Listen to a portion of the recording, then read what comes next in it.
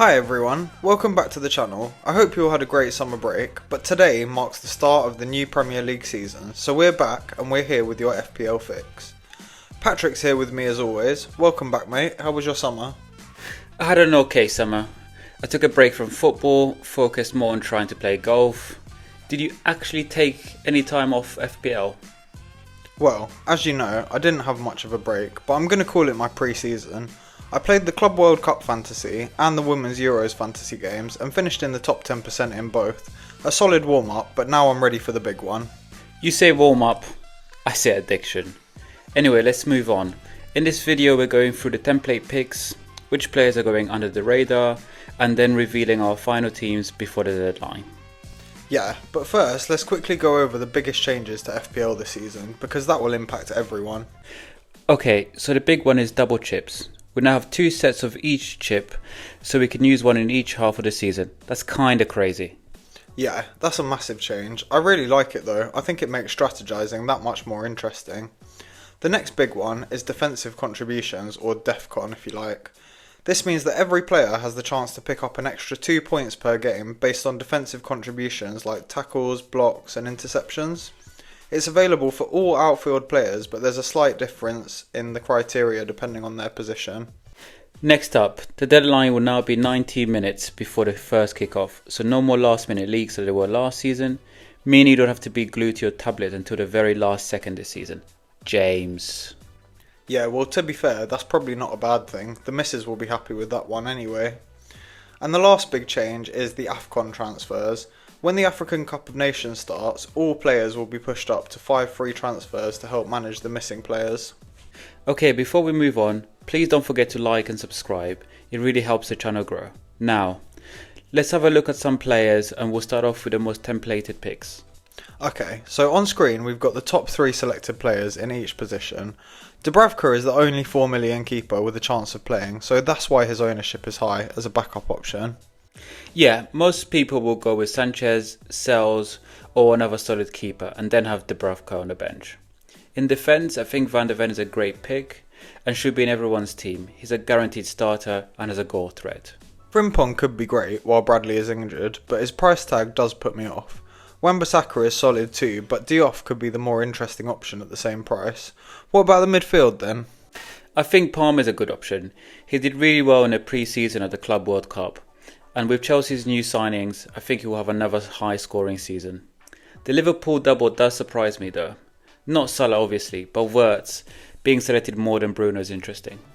Yeah, I get what you mean. Bruno does look like one of the best options with the new point system, with so many routes to points, but Man United have horrible opening fixtures, so I'm not sure about him.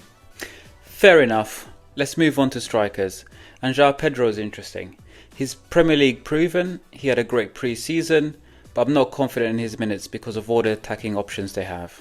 Yeah, I completely agree to be fair. And then, of the 9 million strikers, I think Watkins is clear.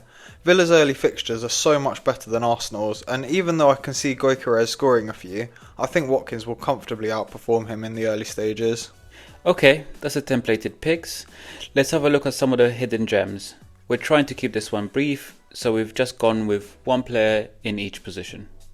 Okay, so in goal, I've gone with Dean Henderson. I think he's a great alternative to the template and a solid option. In defence, I've picked Pedro Porro. I know he might not be under the radar, but he's definitely a hidden gem.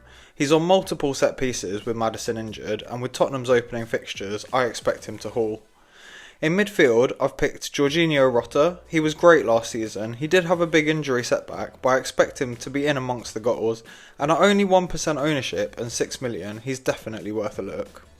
In strike, Evan Nilsson is clear for me. Somehow, he's only 2.1% owned, and after Man City in game week 1, he has a great run of fixtures and should get quite a few goals, including maybe penalties while Kluivert is out of the team. In goal, I've gone with Dubravka. He's cheap, reliable, and should be everyone's backup keeper. Next, I've gone with Van der Ven, guaranteed starter, and I explained why he's such a great option earlier. In midfield, I think Baliba is under the radar. If he goes to Man United, I think he will be the Enzo from last season and have a big impact. Man United have been looking for a player like him for years. In strike, and hear me out on this one, Stefanos Tsimas. 19 years old, coming from the German second league. He's already been given a number 9 shirt at Brighton. Last season he got 12 goals and got 3 assists in his 23 starts, even though he was injured at the end of the season. Wow, well, I've never heard of him before, to be honest, so fair play if he does have a good season, especially at just 5.5 million. Okay, time for the big reveals. Our final drafts for Game Week 1. James, want to go first? Okay, in goal I've got Sells starting, with Dubravka as my backup option. I'll be happy starting Sells every week, so I don't need to worry too much about rotation. In defence, and Cucurella has been in every single one of my drafts. He's my most expensive defender, but I think he's well worth the 6 million price tag. Chelsea have some great early fixtures. He covers Sanchez, who's popular, and he's got great attacking threat as well. Porro I spoke about earlier, and I've tweaked things around in my team to fit him in.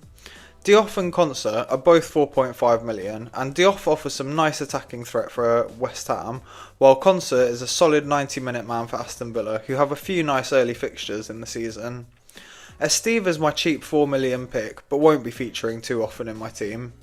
In midfield, I've gone with Palmer as my premium, mostly because of Chelsea's great early fixture run. Gakpo is next, and he's the only natural left winger Liverpool still have. He scored 4 goals in pre-season, and I think he's a fantastic option at that price point. Rutter I spoke about earlier, so won't go over again. I did have Brennan Johnson in my team, but with him not playing the Super Cup final, and with Rodgers being back from injury, that was an easy swap for me. Rodgers, even at 7 million, so up from last season, is still one of the best value picks again. And Reinders has my last midfield spot. He's nice and cheap at 5.5 million, and I just hope that Pet Roulette doesn't cost me again. In strike, I've gone with Haaland, who's almost differential at the start of the season because of his price point, so his points will have even more value at the start of the season. Watkins, as I said earlier, should be a beast with his fixture run, and Evan Nilsson, who I spoke about earlier as well, is really going under the radar, but will be one of the best picks after that tough start against Man City. Before we look at your team, I want to address the Egyptian elephant in the room.